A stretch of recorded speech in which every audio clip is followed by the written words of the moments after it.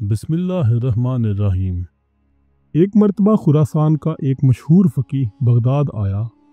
हारून को भी इससे मुलाकात का इश्तियाक हुआ। उसने उसे दरबार में बुलाया, गर्म जोशी से उसका खैर मकदम किया और बड़ी कदर मंजिलत के साथ अपने पास बिठाया।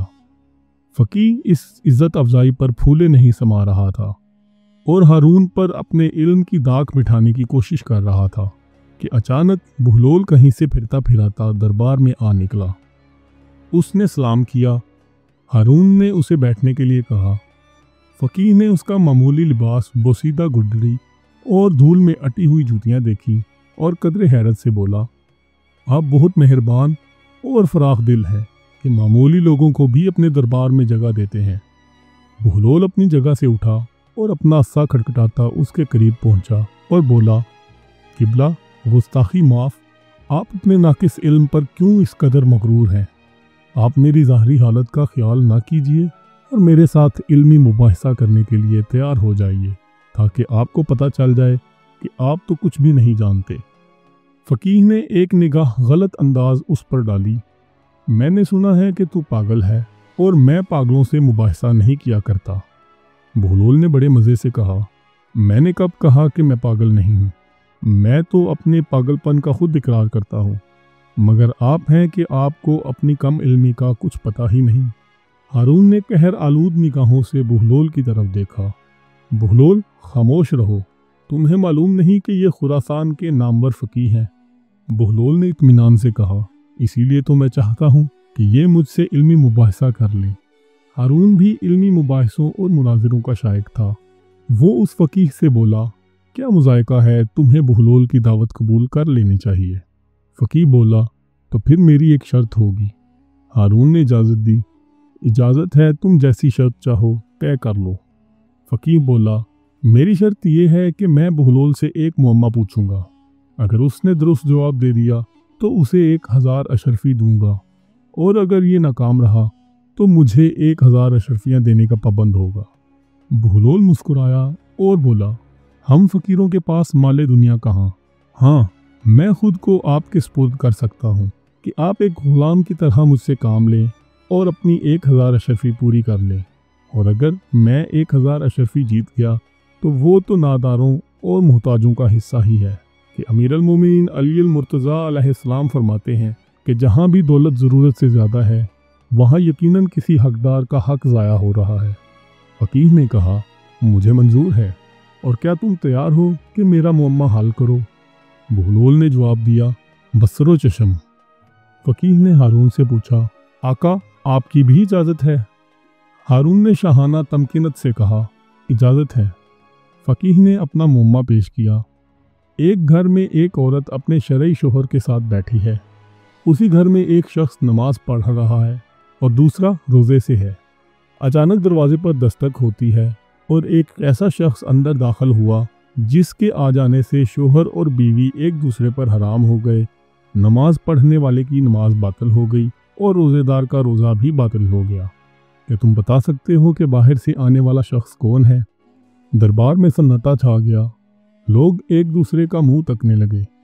बहलोल ने बर्जिस्ता कहा, घर में दाखिल होने वाला शख्स उस औरत का पहला शोहर है जो सफ़र पर गया हुआ था, जिसके बारे में ये खबर मिली थी कि दौरान सफ़र इंतकाल कर गया है।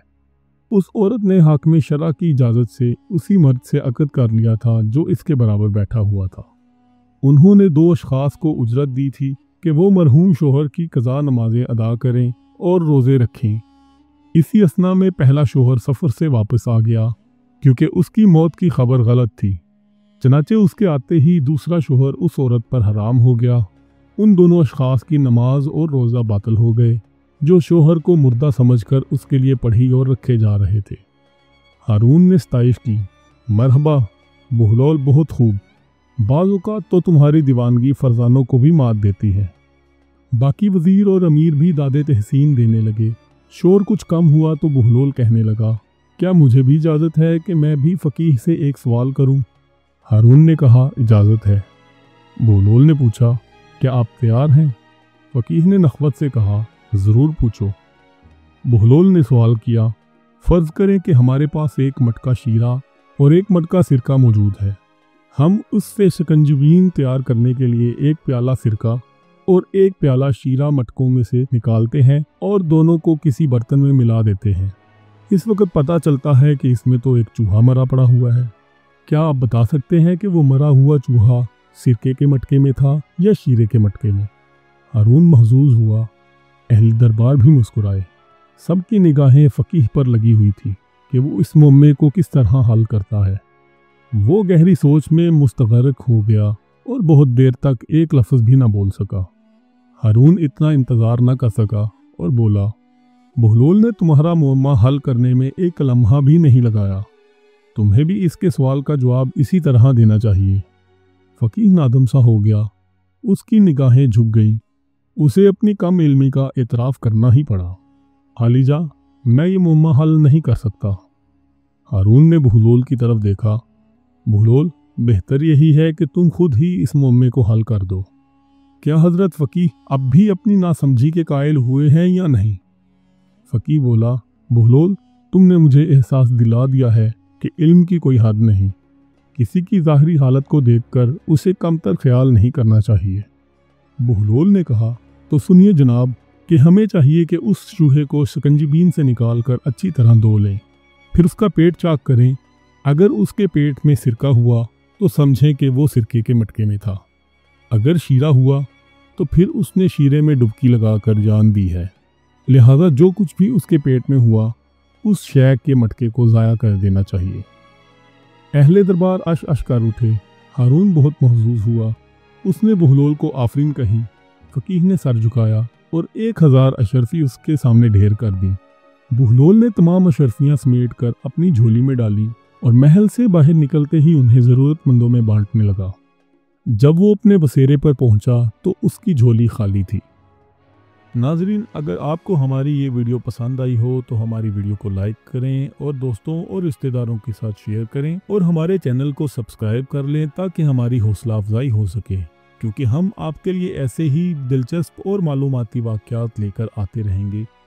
ہم ملیں گے آپ سے کسی اور ویڈیو میں۔ اپنا بہت سارا خیال رکھیے گا اور ہمیں اپنی دعاؤں میں یاد رکھیے گا۔ اللہ حافظ۔